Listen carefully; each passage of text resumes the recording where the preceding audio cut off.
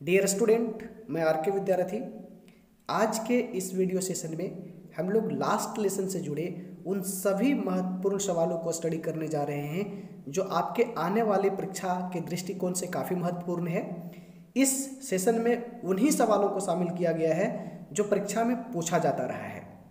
अगर आप इस पूरे वीडियो में दिए गए सवालों को स्टडी कर लेते हैं तो यकीन मानिए आपके फाइनल एग्जामिनेशंस में इससे बाहर कोई भी सवाल नहीं आएंगे। चलते हैं सीधा हम लोग सवाल की ओर और इंट्रोड्यूस होते हैं कि वो कौन से सवाल हैं जो प्रायः परीक्षा में पूछे जाते हैं, है ना।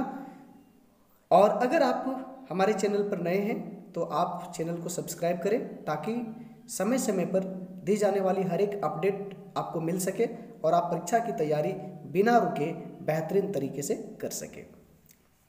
यहाँ पर जो सवाल हम लोग करने जा रहे हैं वह सभी बोर्ड के लिए, चाहे वह किसी भी बोर्ड में हो, और ख़ास करके झारखंड बोर्ड और सीबीएसई, ये जो दो बोर्ड हैं उसमें से जो बुक चल रहे हैं ये फ्लेमिंगो और विस्टा से चलते हैं। तो यहाँ पर इन दोनों बोर्ड में पूछे जाने वाले जो सवाल होंगे वह इसी लेक्चर्स के रिगार्डिंग होंगे। मीन्स इससे बाहर सवाल पूछने की कोई दूर दूर तक गुंजाइश नहीं होगी, है ना। तो हम चलते हैं सीधा आपको सवाल की ओर लेकर क्या और इंट्रोड्यूस कराते हैं कि वो कौन से सवाल हैं जो परीक्षा में पूछे जाते रहे हैं और उन सवालों का जवाब क्या होगा, है ना। देखते हैं पहला सवाल क्या है। और पहला सवाल जस्ट आपके सामने स्क्रीन पे है। Who is the author of the last lesson. कहता है कि लास्ट लेसन के जो लेखक हैं, उनका नाम क्या है। तो लास्ट लेसन के लेखक के नाम से आप परिचित होंगे। लास्ट लेसन के लेखक का नाम है अल्फोंस डडेट। कौन है? Alphonse Daudet, option A. Question number 2 कहता है which country did Alphonse Daudet belong to. कहता है अल्फोंस डडेट कौन से कंट्री से बिलोंग करती थी, है ना। तो वह कौन से कंट्री से बिलोंग करती थी आप बताएं। फ्रांस, इंडिया, अफ्रीका, इंग्लैंड, है ना। तो कहाँ से बिलोंग करते हैं अल्फोंस डडेट? फ्रांस से। Question number 3 the last lesson story was written in which year. Last lesson की जो कहानी है वो कब लिखी गई है? ऑप्शन ए 1870 से 1871 के बीच में, जब क्या हुआ था? फ्रैंको पर्शियन वार हुआ था तब। अब कहता है what did Persia consist of. कहता है कि पर्सिया जो है, पर्सिया कौन कौन से कंट्री को अपने साथ में लेकर रखा था। इसका सही जवाब होगा पहला option A Germany, Poland and parts of Austria. क्योंकि Germany, Poland and parts of Austria जो है वह पहले पर्सिया के नाम से जाना जाता था, लेकिन बाद में वह एक अलग अलग कंट्री बन गए, है ना। अब अगला सवाल है who led Prussia in the Franco Prussian war. कहता है कि फ्रैंको पर्शियन वार जब हुई थी उस वक्त उस लड़ाई का नेतृत्व किन्होंने किया था? तो उस लड़ाई का नेतृत्व बिस्मार्क ने किया था, option B. Question number 6 the last lesson is set in the days of. कहता है कि लास्ट लेसन जो कहानी हम लोगों ने पढ़ा है यह किस वक्त इसको सेट किया गया है ना। तो यह किया गया था फ्रैंको पर्शियन वार के दौरान, जब फ्रैंको पर्शियन वार हो रही थी उसी के दौरान ये कहानी को लिखी गई। अब क्वेश्चन नंबर 7 कहता है who was defeated by Persia. Persia के द्वारा जो है किसे हराया गया? नहीं, ऑप्शन ए फ्रांस को हराया गया। अब question number 8 what was French expected to be prepared for at school that day. कहता है कि फ्रेंच जो है उन्होंने क्या एक्सपेक्ट किया था उस दिन का मतलब लास्ट लेसन के दिन उसे किस बात का अनुमान था, उसके विद्यालय में क्या किन चीज़ों से सवाल पूछी जानी थी, है ना। तो इसका सही जवाब होगा ऑप्शन डी पार्टिसिपल से। Question number 9 who says it was so bright in the story last lesson. कहता है कि अंतिम जो पार्ट है लास्ट लेसन, उस लास्ट लेसन में यह सेंटेंस का इस्तेमाल किन्होंने किया था? इट वाज सो ब्राइट, है ना। तो यह स्टेटमेंट किन्होंने दिया था? ऑप्शन ए फ्रेंच ने दिया था, क्योंकि फ्रेंच जो है वह इस कहानी का कथाकार है और उसे ये लगा था कि आज जो है विद्यालय नहीं जाना ज़्यादा अच्छा रहेगा, क्योंकि दिन जो था वह काफ़ी खुशनुमा था। और वह जाना क्यों नहीं चाहता था? क्योंकि उन्होंने पार्टिसिपल से रिलेटेड तैयारी नहीं की थी। Question number 10 the birds were chirping. पक्षियाँ जो थी वह चहचहा रही थी, नहीं। और जो पक्षियाँ चहचहा रही थी वो कहाँ पर चहचहा रही थी? At the edge of the forest, नहीं, जंगल के किनारे, छोर में। What was there in front of bulletin board. Bulletin board के सामने क्या था? तो बुलेटिन बोर्ड के सामने भीड़ लगी हुई थी, क्राउड था, नहीं। क्वेश्चन नंबर 12 कहता है डोंट गो सो फास्ट बब who says in the story. कह रहा है कि कहानी में कोई है जो कहता है कि बच्चा तुमको इतना जल्दी विद्यालय जाने की आवश्यकता नहीं है। तो यह बात कौन कहता है? ब्लैक स्मिथ, ऑप्शन ए, है ना। Question number 13 don't go so fast you will get to school in plenty of time means कहता है कि आप इतना जल्दी मत जाओ क्योंकि स्कूल जाने के लिए तुम्हारे पास पर्याप्त समय है। तो इसका क्या मीनिंग है? इसका मीनिंग है early enough, option D. Question number 14, I thought he was making fun of me, who are I and he here. कहता है कि मुझे लगा कि वह मेरा मजाक उड़ा रहा है। तो यहाँ पर आई और ही कौन है ना? तो आई जो है वो कौन है? फ्रेंच, और ही कौन है? Blacksmith, option A. Question number 15, for the last 2 years where did all the bad news come from. कह रहा है कि पिछले 2 सालों से बुरे न्यूज आ रहे थे, वो कहाँ से आ रहे थे? बुलेटिन बोर्ड से, है ना, option A. Question number 16, what did French find on reaching the school. कहता है स्कूल पहुंचने के बाद फ्रेंच ने क्या पाया? तो क्या पाया कि स्कूल जो है बिल्कुल क्वाइट था, शांत था और बड़ा अजीब सा लग रहा था, option B. Question number 17, what changes did the order from Berlin cause in school that day. कहता है कि बर्लिन से जो आदेश आया था उस आदेश के बाद विद्यालय में उस दिन क्या परिवर्तन हुआ था? तो उस दिन क्या परिवर्तन हुआ था कि विद्यालय जो था वह क्या था? स्ट्रेंज क्वाइटनेस एंड सैडनेस था। क्वेश्चन नंबर 18, क्वेश्चन नंबर 18 कहता है लेसन रिपीटेड इन उनिसन। कहता है कि lesson repeated in unison, what is the synonym of unison, है ना।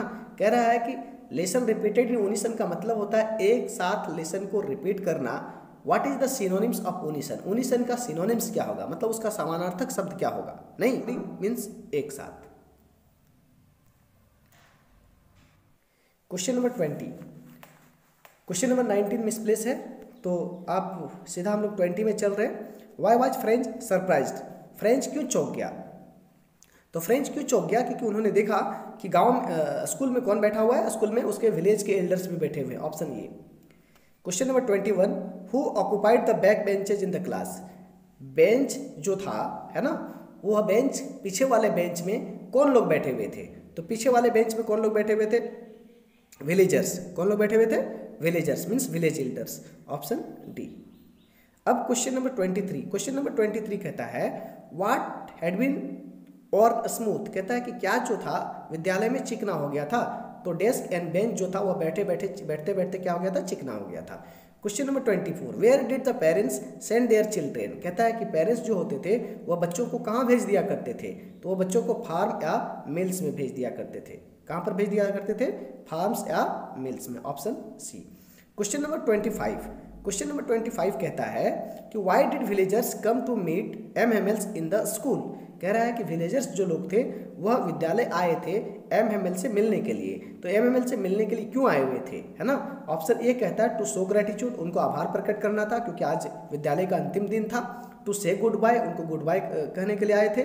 ऑप्शन सी गपशप करने के लिए आते हैं। Option D both A and B. नहीं, तो इसका सही जवाब क्या होगा? बोथ ए एंड बी, क्योंकि जो विलेजर्स लोग थे वह MML की अंतिम विदाई थी, अंतिम क्लास था उनका, उनको विदा देना था, इसलिए वो लोग आभार प्रकट करने के लिए उनको अलविदा कहने के लिए आए हुए थे। What did Hauser bring. Question number 16 कहता है व्हाट डिड हाउसर ब्रिंग, मतलब जो हाउसर थे उन लोग साथ में लेकर के क्या आए थे? तो ओल्ड प्राइमर लेके आए थे। क्या लेके आए थे? Old primer. अब कहता है कि ये प्राइमर क्या होता है? तो प्राइमर मतलब प्राथमिक विद्यालय में चलने वाली किताब को हम लोग प्राइमर कहते हैं। यहाँ पर क्वेश्चन नंबर 27 भी वही सवाल कहता है व्हाट इज प्राइमर। तो मैंने भी बताया कि प्राइमर हम किसको कहते हैं कि जो एलिमेंट्री लेवल पर जो किताब चलती है उसको हम लोग क्या बोलते हैं? प्राइमर। तो यह book used at the elementary level is called primer. Question number 27 इस तरह से हो गया। 28 question number 28, who had on 3 cornered hat. Who had on 3 cornered hat. कहता है कि 3 कोना हैट किन्होंने पहन के रखा था? नहीं, तो जो ओल्ड हाउसर था उन्होंने 3 कोना टोपी पहन के रखा था। Question number 29, for how many years did MML serve. For how many years did MML serve the school. कहता है कि MML साहब ने उस विद्यालय में कितने सालों से पढ़ा रहे थे? 40 सालों से। अब अगला सवाल कहता है what was unusual about MML's dress. MML का जो ड्रेस था उस दिन क्या अनयूजुअल था? अनयूजुअल का मतलब अलग क्या था? तो अंतिम दिन जिस दिन उनकी विदाई थी उस दिन MML साहब ने क्या किए थे कि उस ड्रेस को पहने थे जिस ड्रेस को वो खास दिन पहना करते थे, जैसे वो प्राइज डिस्ट्रीब्यूशन का दिन हो। मीन्स ऑप्शन सी, और clothes he wore on the prize days. Question number 31, what order had come from Berlin, कहता है बर्लिन से क्या आदेश आया था। तो बर्लिन से आदेश आया था कि अल्सेस एंड लॉरेन के विद्यालय में अगले दिन से क्या पढ़ाए जाएंगे, जर्मन पढ़ाए जाएंगे। Option B, to teach German language in the school of Alsace and Lorraine. Question number 32 क्या कहता है, which district came under the Persian rule, कहता है कि कौन सा जिला जो है वह पर्शियन रूल के अधीन आ गया था। तो वो दोनों जिला का नाम क्या था, Alsace and Lorraine. Option A. Question number 33, who was MML, MML कौन थे। तो एमएमएल कौन थे, तो आपको पता है ना कि एमएमएल एक लैंग्वेज टीचर थे। Option A. Question number 34, what attitude of MML surprise French, कहता है कि एमएमएल का वो कौन सा एटीट्यूड देख करके फ्रेंच चौंक गया। नहीं, तो उस दिन क्या था कि एमएमएल काफ़ी सॉफ्ट थे और काइंड थे, क्योंकि अंतिम दिन था और अंतिम दिन वो नहीं चाहते थे कि किसी बच्चे को डांट और फटकार करे, इसीलिए उनका बिहेवियर जो था वो कैसा था, सॉफ्ट एंड काइंड, जिसको देख करके जो फ्रेंच है वो क्या हो जाता है, सरप्राइज कर जाता है, चौंक जाता है। Question number 35, why did M Hamel's call the French language the most beautiful, कहता है कि एमएमएल साहब ने फ्रेंच लैंग्वेज को दुनिया का सबसे सुंदर भाषा बोला है।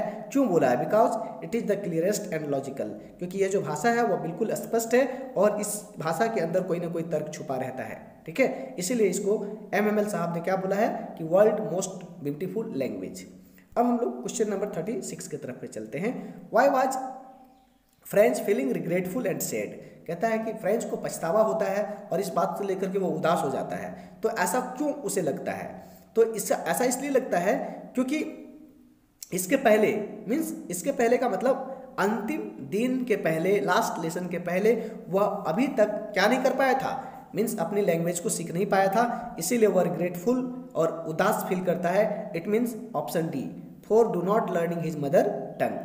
क्वेश्चन नंबर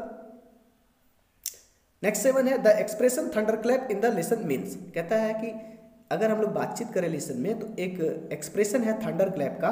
तो थंडर क्लैप का क्या मतलब है, थंडर क्लैप का मतलब होता है चौंक जाना, नहीं जिसका उम्मीद नहीं करना। ठीक, तो स्टार्टलिंग एंड अनएक्सपेक्टेड को हम लोग क्या बोलते हैं, थंडर क्लैप से तुलना करते हैं। Question number 37, at what time Trump's of the Persian returning from drilling, कहता है कि जो लोग हैं सैनिक थे जितने के बाद वह लौट रहे थे, रिटर्निंग आ रहे थे ड्रिलिंग करते हुए, परेड करते हुए, वह उस वक्त घड़ी में कितनी बज रही थी, तो 12 o'clock। कितना बज रहा था, 12 o'clock, 12 बज रहे थे।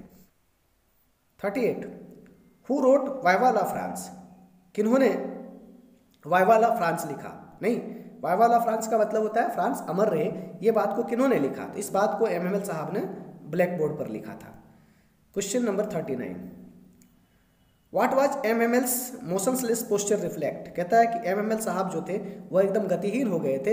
यह गतिहीन जो उसके बॉडी का एक्सप्रेशन था, इसका यह क्या बतलाता है, तो क्या था कि वह एकदम अंतिम दिन की ख्यालों में खो गया था, सेंस ऑफ फाइनलिटी। ठीक है, तो फाइनलिटी का मतलब होता है कि अंतिम दिन की यादों में खो गए थे, क्योंकि आज उनके उस विद्यालय का अंतिम दिन था। Question number 40, French looked for opportunity to skip school to do what, कहता है कि फ्रेंच जो है वह अवसर खोजता रहता था स्कूल छोड़ने के लिए। तो स्कूल छोड़ करके वो क्या करने के लिए जाता था, तो वह बर्ड्स के अंडों को खोजने के लिए जाता था। कहाँ पर, सार की तरफ, नदियों की तरफ। Question number 41, the story last lesson highlights which human tendency, कहता है यह कहानी जो है वो हाईलाइट करता है मानव के किसी टेंडेंसी को। तो वह कौन से टेंडेंसी को हाईलाइट करता है, प्रोक्रास्टिनेशन। प्रोक्रास्टिनेशन का मतलब होता है टाल मटोल, क्योंकि फ्रांस में वो जो बच्चे जो लोग जो थे जो फ्रेंच लैंग्वेज नहीं सीख पाए थे, वह क्यों नहीं सीख पाए थे, क्योंकि उसके साथ एक आदत जुड़ गई थी टाल मटोल का, कि आज नहीं तो कल कर लेंगे। इसीलिए इस कहानी में यह बतलाया गया है कि आज के काम को आप आज ही करना सीखें, आज के काम को अगले दिन पर ना टालें। Question number 42, what do the effect the story speaks about, question number 42, what do the effects this story speaks about, नहीं तो कहता है कि ये कहानी हमें किस तरह के प्रभाव के बारे में बतलाता है। नहीं, तो यहाँ बतलाता है ट्रांजिशन के बारे में। ट्रांजिशन का मतलब बदलाव के बारे में। ठीक है, क्योंकि अब जो है फ्रांस के दो जिले अल्सेस और लॉरेन में अगले दिन से क्या पढ़ाए जाएंगे, लैंग्वेज का ट्रांजिशन हो जाएगा, लैंग्वेज का बदलाव हो जाएगा, और अब वहाँ पर फ्रेंच लैंग्वेज नहीं चल करके क्या चलेगा, German language. Next question 43, imposition of German on French is example of, कहता है कि जर्मन लैंग्वेज को फ्रेंच पे थोप देना एक उदाहरण है किसका, ऑप्शन ए लिंग्विस्टिक चेविनिज्म का, मतलब हम कह सकते हैं भाषाई रूढ़िवादी का उदाहरण है। Question number 44, what does the expression in great dread of scolding mean. कहता है कि एक एक्सप्रेशन है in great dread of scolding. Great dread of scolding का मतलब आप क्या समझते हैं, ठीक है, very badly scared of scolding, मतलब डर, मतलब डांट के डर से काफी बुरी तरह से डर जाना को हम क्या बोलेंगे, in great dread of scolding, ठीक है। Question number 45, why did MML blame himself. कहता है कि MML साहब अपने आप को ब्लेम देते हैं, वह ऐसा क्यों देते हैं अपने आप को ब्लेम, वह ऐसा इसलिए अपने आप को ब्लेम देते हैं क्योंकि वो बच्चों को कभी कभी समय पर क्या कर देते थे, अब छुट्टियां दे दिया करते थे, और इसीलिए MML साहब अपने आप को क्या करते हैं, ब्लेम देते हैं। इस तरह से हम लोग उन सभी महत्वपूर्ण सवालों को सीख लिए जो सवाल आपके परीक्षा के दृष्टिकोण से काफ़ी महत्वपूर्ण है। अगर यह लेसन आपको पसंद आए तो अपने दोस्तों के बीच में जरूर शेयर करें, लाइक करें और चैनल को सब्सक्राइब करना ना भूलें। बहुत बहुत